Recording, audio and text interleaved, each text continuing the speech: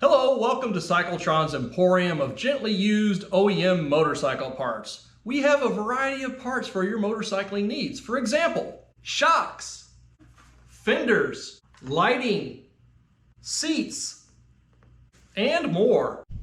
Well, I really didn't start my own parts store, but it's tempting.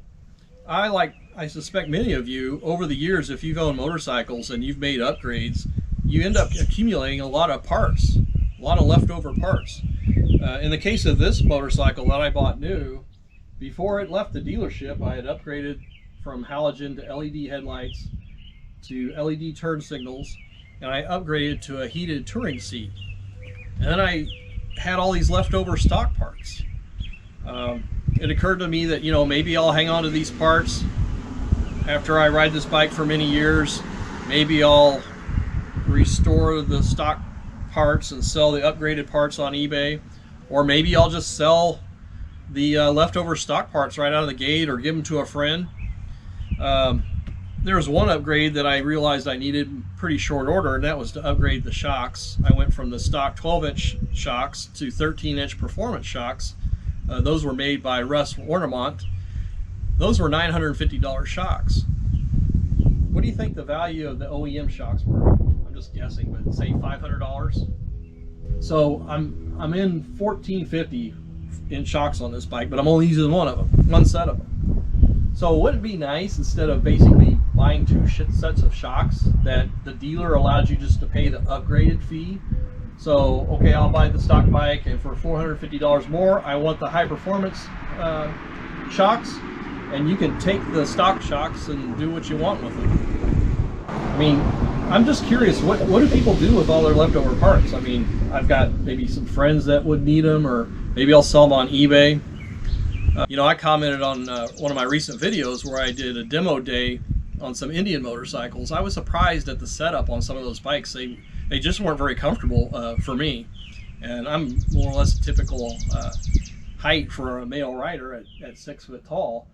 So in some cases I thought the bars needed to be taller or further back. In some cases the bars need to be shorter, or the pegs and the controls need to be in a different position. Some of you commented on that video that you had no problem at all changing out the bars, changing out the pegs. For me, that's kind of a deal breaker on a new bike, unless it's a bike that I absolutely had to have. So again, I think the manufacturers should be thinking about this, as well as the dealerships going forward. I think motorcycle sales, in terms of manufacturers and dealerships, I think things are going to get way more competitive in the next few years. I mean, they could sell just about anything right now because there's such huge demand, and the supply's been hampered by a variety of factors if you've been following the news.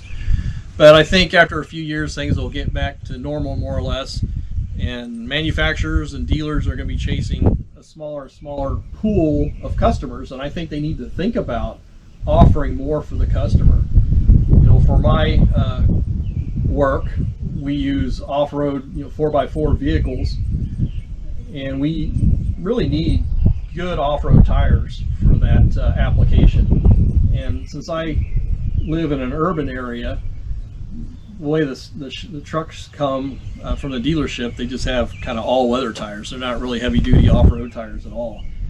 But I can't bear to upgrade to true off-road tires until I've got about 30,000 miles of wear on those tires. So it's just too wasteful to upgrade right out of the gate.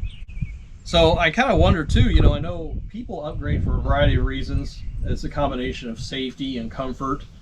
Ergonomics are very important. Again, it factors into both safety and comfort. Some people make performance upgrades. They may switch the exhaust pipe right out of the gate. They may do stage upgrades to the engine.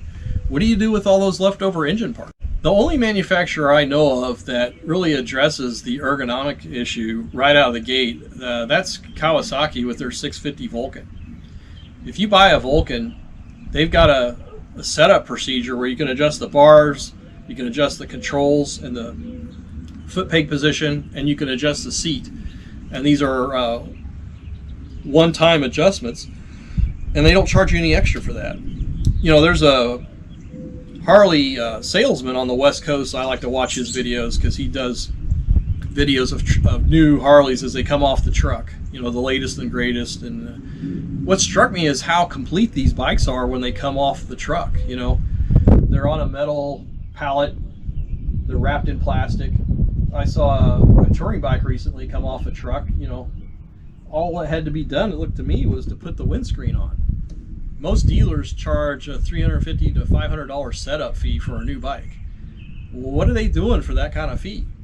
Are they doing anything like Kawasaki does with their Vulcan? Obviously not. I haven't seen that. So I think if dealers and manufacturers could offer these upgrades for the incremental cost, I think it'd be a great thing. You know, one of the best employee suggestions I ever heard of from Walmart was, I think it was a cashier, and she recommended that instead of sending the empty trucks from a store back to the distribution center, that you know, empty, that they instead backhaul the store fixtures that often had to be moved from a smaller store that was being closed to a super center, and before they were sending separate trucks to move that stuff from A to B. And she suggested, hey, we've got trucks that go along the same route on their way back to a distribution center and they're empty, just have them backhaul those fixtures.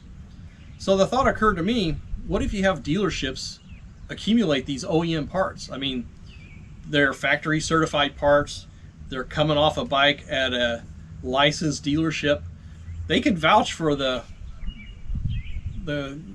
authenticity of these parts. Let them go back to the dealership, and the dealership or the manufacturer pays you for it. Or if they don't want to go back to the factory, maybe they can work out a relationship with some type of parts wholesaler. So I'd be curious what you think about these thoughts. You know, as far as mass-produced vehicles, the only company I think comes close to this is Porsche, and that's when you order a vehicle. But you've got a myriad of choices when it comes to brake upgrades, engine upgrades, interior colors, you name it. And you know, you really don't have that many options for motorcycles. And Harley is trying to position themselves as both a premium and luxury brand. And if you're paying $30,000 to $40,000 for a motorcycle, or say $60,000 upwards for a Porsche, I think they're in the same class in terms of a premium consumer product. So if Porsche can really allow this type of customization, why can't Harley Davidson or other motorcycle manufacturers? So that's my thought for the day. Please look out for future videos, and thanks for watching.